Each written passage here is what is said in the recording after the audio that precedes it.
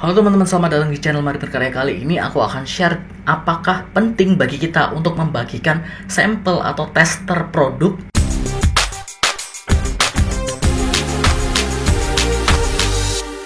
Jadi banyak sekali dari teman-teman yang memulai bisnis itu dengan cara membagikan sampel atau tester produk. Biasanya aku juga sering gitu dibagikan, "Kak, ini cobain dong, aku buka bisnis ini," katakanlah. "Cobain dong testernya ini."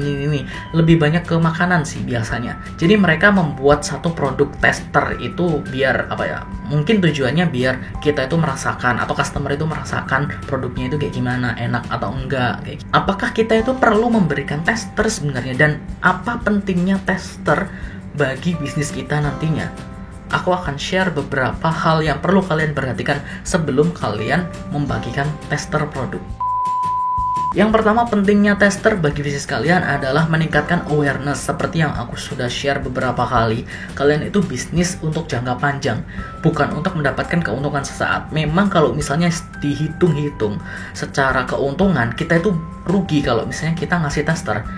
Kita sudah buat produknya kayak gimana, kita sudah packaging kayak gimana, kemudian dikasih cuma-cuma ke orang. Tester kan seperti itu, dikasih cuma-cuma ke orang, berarti kan kita rugi dong. Kalau misalnya kita bagikan tester itu katakanlah ke 10 orang, nah satu produknya itu harganya 10.000, berarti 100.000 rupiah. Nah 100.000 rupiah itu berarti kita rugi dong kalau misalnya kita ngasih tester. Secara keuangan memang rugi, tapi secara bisnis jangka panjang itu menguntungkan. Salah satunya tadi memberikan awareness. Awareness ini kita itu harus, kalau misalnya punya bisnisnya, itu harus memperkenalkan bisnis kita ke banyak sekali orang. Sekali lagi, nggak ada orang yang peduli dengan bisnis kita kecuali kita sendiri, kecuali pemiliknya sendiri. Even karyawan pun sebenarnya nggak peduli dengan bisnis kita. Mereka cuma peduli dengan kerjaannya dia. Makanya kita harus punya mindset itu dulu. Nah, kalau misalnya orang nggak ada yang peduli, berarti nggak ada yang memperhatikan kita. Nah, salah satu caranya untuk membuat mereka aware, membuat mereka tahu, kita ini jualan loh. Kalau misalkan dikasih tahu doang, biasanya orang, iya, oke. Responnya cuma kayak gitu doang. Misalnya nih, kalian ngasih tahu orang, bro, aku jualan ini. Oh, oke. Udah, gitu doang.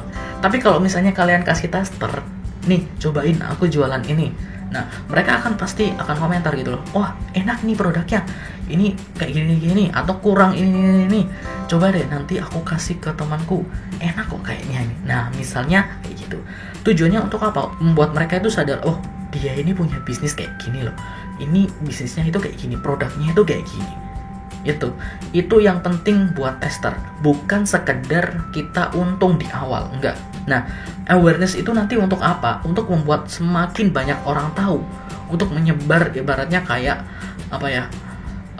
kita itu menyebar kehadiran kita, aura bisnis kita itu kita sebar, sehingga semakin banyak orang tahu, semakin banyak orang yang aware, dan mereka akan membeli produk kita kalau misalkan mereka pikir produk kita itu enak. Kemudian keuntungan yang kedua yaitu feedback atau review. Nah, biasanya kita itu membagikan tester itu tujuannya memang ada tujuan untuk mendapatkan feedback atau review. Tapi khusus yang satu ini, jangan kasih tester ke orang-orang terdekat kamu atau orang yang kamu kenal. Contohnya kamu kasih testernya ke orang tua, atau ke pasangan, atau ke sahabat, atau ke teman. Enggak, jangan kayak gitu. Kalau misalnya kalian itu ingin mendapatkan feedback atau review yang real, yang jujur, kasih ke orang random yang nggak kalian kenal. Kalian ketemu orang di jalan, kasih aja. Dan jangan bilang itu produk kalian. Kasih aja produknya, terus bilang bahwa aku ingin beli produk yang kayak gini. Menurut kalian gimana sih produknya? Kayak gitu. Jangan bilang bahwa itu produk kamu, karena nanti sifatnya akan istilahnya subjektif. Jadi mereka mungkin ada rasa kasihan, rasa nggak enak dan sebagainya. Tapi kalau kamu ngaku bahwa itu bukan produkmu, itu produk temanmu atau produk siapa gitu, kamu nggak tahu, dan kamu cuma minta mereka untuk mereview secara jujur, mereka akan memberikan review dan feedback ke kamu. Tujuan feedback itu untuk memperbaiki produk kedepannya itu kayak gimana. Oke? Karena nggak mungkin orang tiba-tiba Misalnya kamu ingin mendapatkan feedback, tapi kamu meminta orang untuk membeli produkmu, ya orang nggak akan mau gitu loh. Kamu yang butuh, kenapa aku yang harus beli? Makanya tester itu juga bisa digunakan untuk feedback atau review. Kemudian yang nomor 3 adalah product market fit. Nah, kalau misalkan di dalam bisnis itu ada, kalau misalnya kalian bisnisnya beneran ya pakai strategi dan sebagainya, itu ada tahapan di mana kita itu harus buat product market fit. Tujuannya untuk yaitu tadi produk dan market itu harus fit, harus bener-bener cocok. Nggak boleh kalau misalnya produk ini katakanlah kita berpikirnya bahwa produk ini pasti disukai remaja. Ternyata setelah dicoba ke remaja, entah itu produknya apapun ya, bisa jadi produknya itu pakaian, bisa jadi produknya itu makanan dan sebagainya, saat dicoba, dipakai atau digunakan atau dikonsumsi oleh remaja atau target market kita, ternyata nggak cocok. Mereka bilang, ya ini nggak cocok buat aku, cocoknya itu kayak gini-gini. Mereka nggak cocok, berarti produk kita itu ibaratnya kayak harus dirubah, harus ganti kayak gitu, berarti itu nggak fit.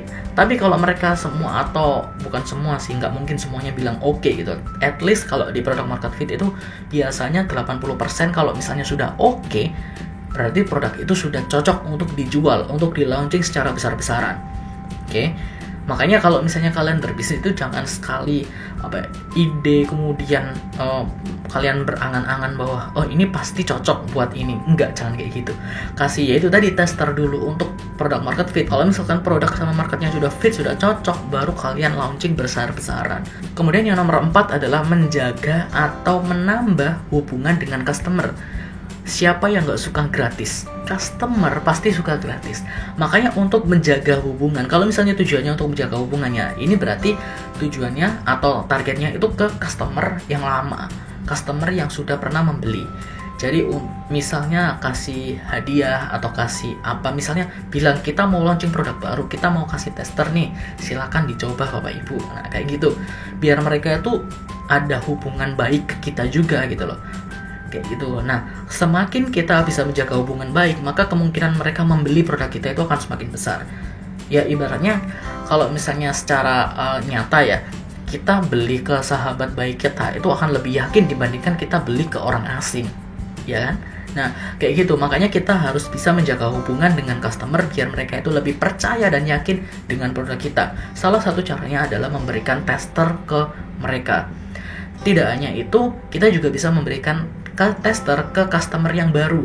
Misalnya mereka itu ingin membeli produk kita, sudah tertarik nih ingin membeli produk kita, tapi mereka masih belum yakin. Ya udah, kita kasih tester.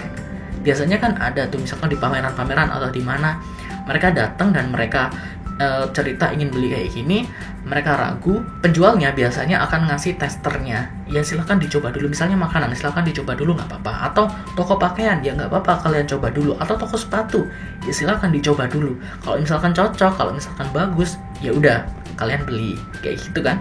Kemudian keuntungan tester yang nomor 5 adalah endorsement free, atau ibaratnya kayak marketingnya free. Kalau misalnya tester produk kita itu enak dan dirasakan, bukan hanya enak sih, kalau makanan ya enak. Kalau misalnya produk kita itu bagus, katakanlah misalnya fashion atau apa itu bagus, sangat berguna dan cocok bagi mereka, target market kita, maka mereka akan dengan sukarela mempromosikan produk kita secara gratis. Apalagi kalau misalnya target kita itu anak muda yang suka sosmed gitu loh. Kalau misalkan mereka dikasih sesuatu yang baru dan mereka itu suka dengan sesuatu itu, otomatis mereka akan posting ke sosial medianya mereka. Nah, itu adalah free marketing yang bagus buat bisnis kita. Kayak gitu. Jadi jangan anggap bahwa tester ini rugi. Ya memang rugi kalau misalnya kita tuh nggak bisa memanfaatkan hasilnya.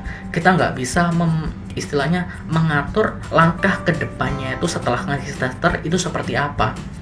Kita nggak tahu dampaknya tester itu nanti seperti apa. Kalau misalnya kita cuma memikirkan tester itu adalah bahan untuk penjualan, atau apa ya istilahnya, tester itu kita anggap sebagai barang dagangan, barang yang untuk dijual, ya maka kita akan berpikir selamanya itu rugi. Tapi kalau misalnya kita pikir tester itu adalah salah satu biaya atau strategi marketing kita, maka kita akan bisa mengambil keuntungan dengan tester itu. So, semoga informasi tadi bisa bermanfaat bagi kalian dan bisa mencerahkan kalian apakah kalian perlu untuk melakukan tester atau enggak. Itu tergantung dari kalian sendiri, tergantung dari pola pikir kalian sendiri. Oke? Jangan lupa untuk klik tombol like-nya, kemudian subscribe channel ini dan share video ini ke teman-teman kalian, biar teman-teman kalian yang ingin mengadakan tester atau memberikan tester ke customer kalian bisa tahu manfaatnya tester itu kayak gimana. Dan sampai jumpa di video berikutnya. Dadah.